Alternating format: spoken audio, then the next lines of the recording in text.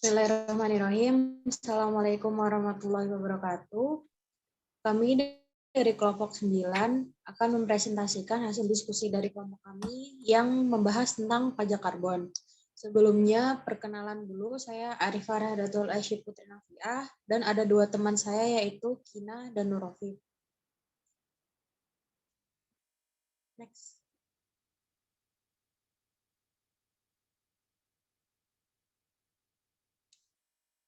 Di sini kami akan membahas mengenai pengertian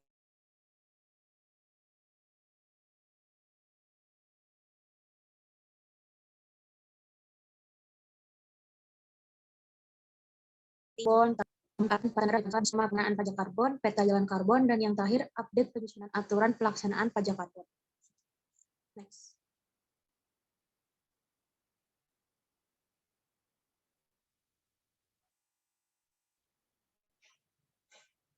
Mengapa pajak karbon diterapkan di Indonesia? Hal itu ditetapkan pemerintah untuk mencapai target Nationally Determined Contribution atau NDC, atau kontribusi yang ditetapkan secara nasional adalah komitmen nasional bagi penanganan perubahan iklim global. Pasalnya, perubahan iklim merupakan ancaman dan tantangan bagi pertumbuhan ekonomi dan kesejahteraan masyarakat Indonesia. Next.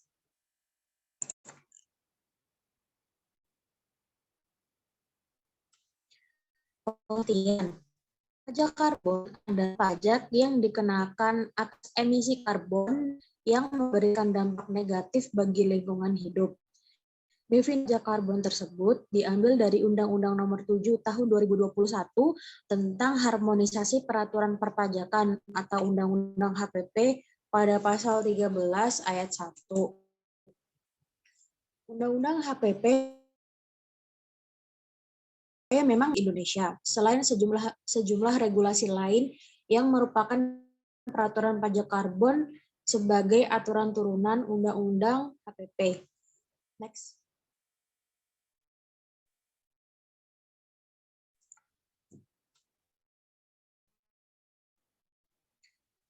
Aturan-aturan turunan.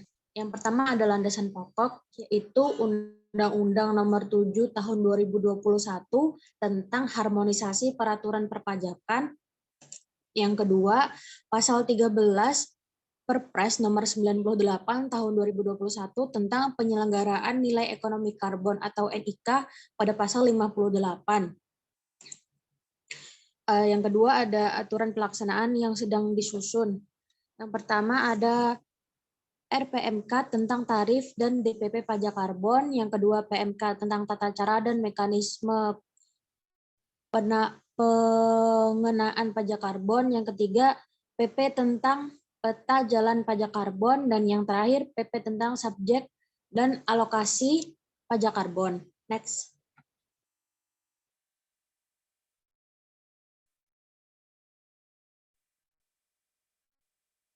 Subjek pajak karbon, yaitu orang pribadi atau badan yang membeli barang yang mengandung karbon atau melakukan aktivitas yang menghasilkan emisi karbon. Yang menjabat sebagai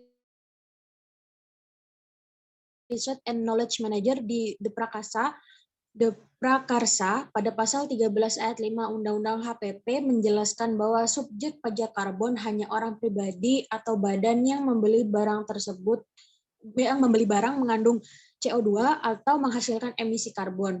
Artinya, subjek pajak karbon adalah konsumen. Jika perusahaan batubara menjual batubara ke industri lain, akan dianggap sebagai pemungut pajak karbon dan bukan subjek pajak karbon.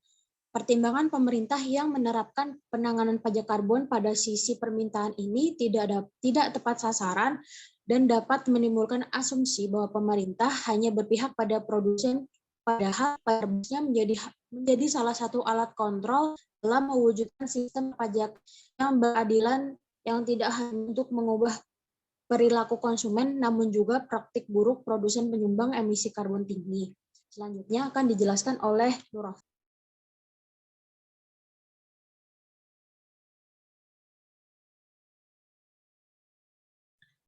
Tarif pajak karbon.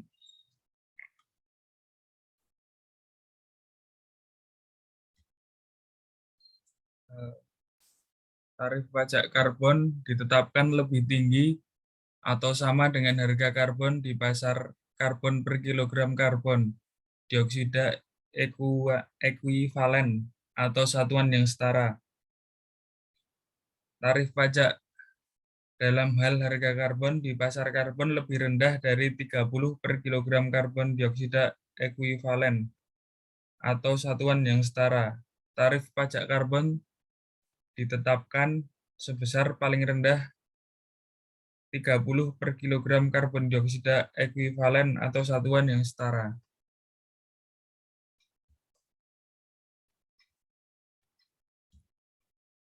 Pajak karbon adalah salah satu instrumen nilai ekonomi karbon (NIK).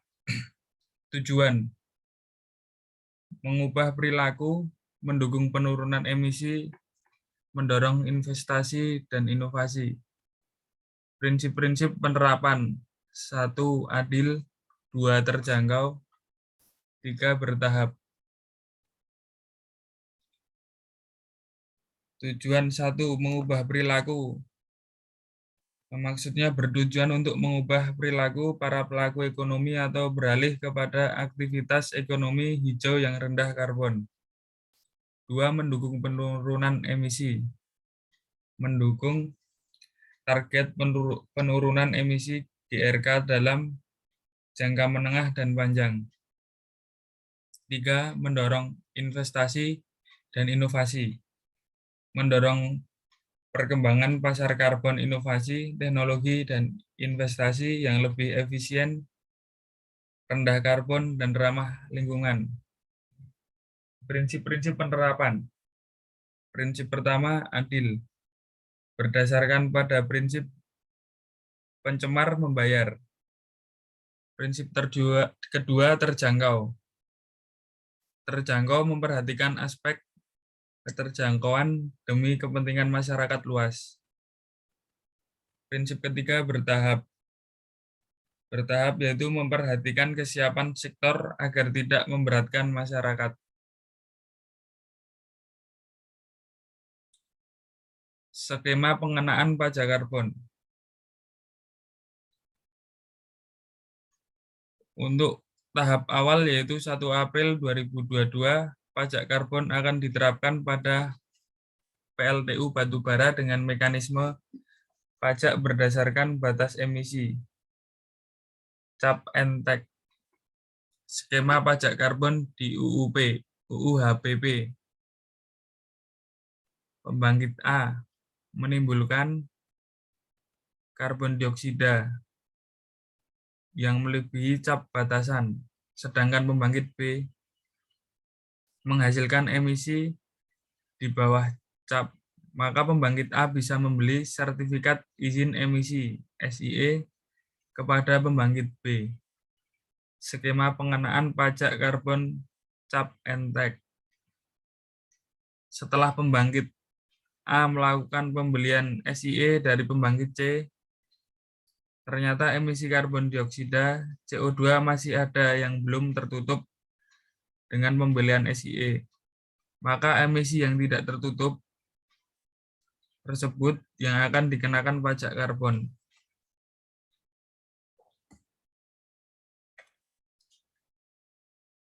Entitas yang mengemisi lebih dari cap diharuskan membeli izin emisi SIE dari entitas yang mengemisi di bawah cap atau membeli sertifikat penurunan emisi (SPE) offset karbon. Selanjutnya dilanjutkan Mbak Gina.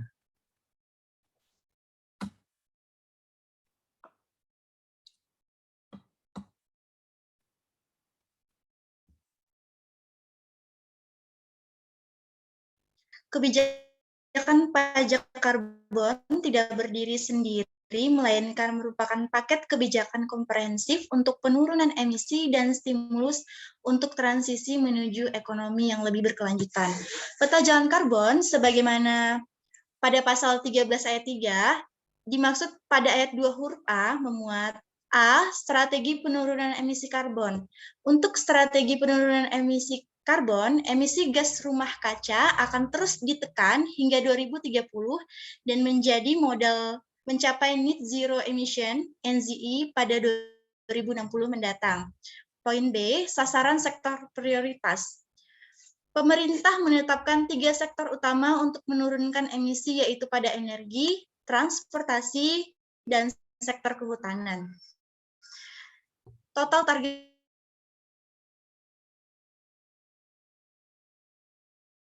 penurunan emisi yang menjadi komitmen pemerintah. Pembangunan energi baru dan terbarukan. Peta jalan pajak karbon yang memperhatikan pembangunan sumber energi baru dan terbarukan, pemerintah akan melakukan bauran kebijakan pajak karbon, perdagangan karbon, dan kebijakan teknis sektoral lainnya. Poin D, keselarasan antar berbagai kebijakan lainnya. Peta jalan pajak karbon akan memuat antara lain strategi penurunan emisi karbon dalam NDC, sasaran sektor prioritas, dan atau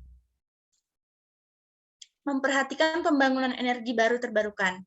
Nah, aspek tersebut akan diatur lebih lanjut dengan berdasarkan peraturan pemerintah. Next.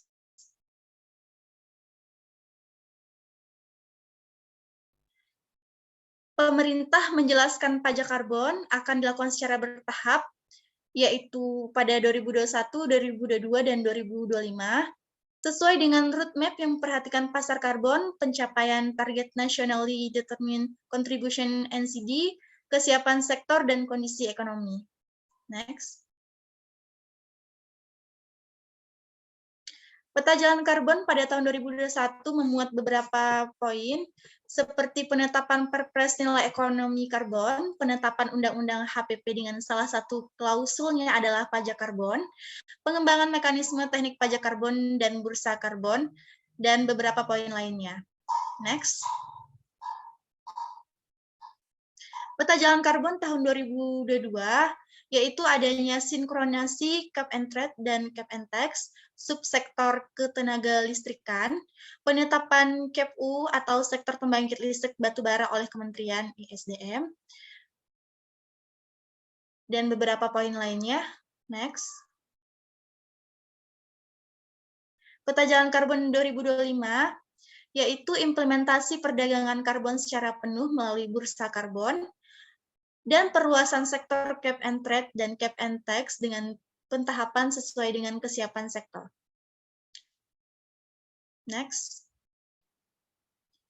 Update penyusunan aturan pelaksanaan pajak karbon, rencana pengaturan dalam RPMK tentang tarif pajak karbon di sini memuat beberapa poin, yaitu ruang lingkup seluruh PLTU batubara periode 2024, subjek pajak, kemudian cap. Next. Pasar karbon yang merujuk pada piloting perdagangan atau pasar karbon di sektor PLTU oleh Kementerian SDM yang akan ditetapkan dalam Peraturan Menteri KLHK. Kemudian ada pengurangan pajak dan saat terutang. Next. Nah, yang terakhir ada pemanfaatan pendapatan negara dari pajak karbon, yaitu ada 2. Pertama, sebagai pengurangan emisi gas rumah kaca dari sumber emisi, dan yang kedua, penerimaan pajak karbon yang dapat digunakan untuk menambah dana pembangunan, adaptasi dan mitigasi perubahan iklim, investasi ramah lingkungan, dukungan kepada masyarakat, dan berpenghasilan rendah dalam bentuk bantuan sosial. Baiklah, sekian presentasi dari kelompok kami. Kurang lebihnya mohon maaf. Wabillahi taufiq wal hidayah. Wassalamualaikum warahmatullahi wabarakatuh. Terima kasih.